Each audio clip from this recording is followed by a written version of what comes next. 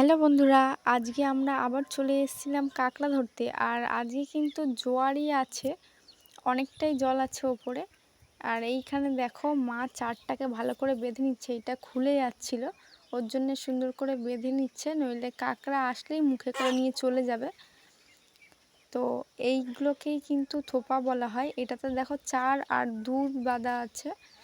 তো এই দুটো তোলা হয়ে গেছে, আর এইখানে একটা তুলছে দেখো।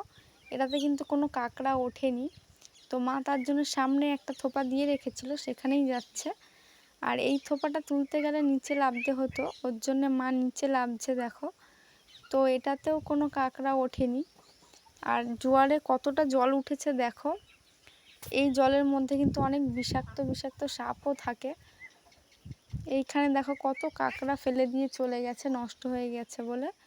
আর জোয়ারের সময় আমাদের নদীতে এতটা করেই জল থাকে। তো চলো তোমাদেরকে দেখাই কাঁকড়া কিভাবে বাঁধে।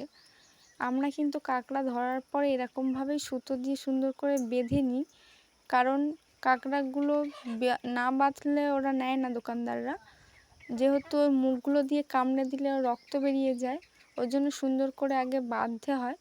তো দেখো বাঁধতে গিয়ে অনেকগুলো পালিয়ে যাচ্ছে। আর এখানে সুন্দর করে বাঁধা হচ্ছে একটা পরে একটা। আর এতগুলো কাঁকড়া কিন্তু সব আজকে পাইনি, এগুলো অনেক দিনের কাঁকড়া, আজকে একসাথে বাঁধা হচ্ছে। তো ভিডিওটা ভালো লাগলে অবশ্যই আমাকে জানিও।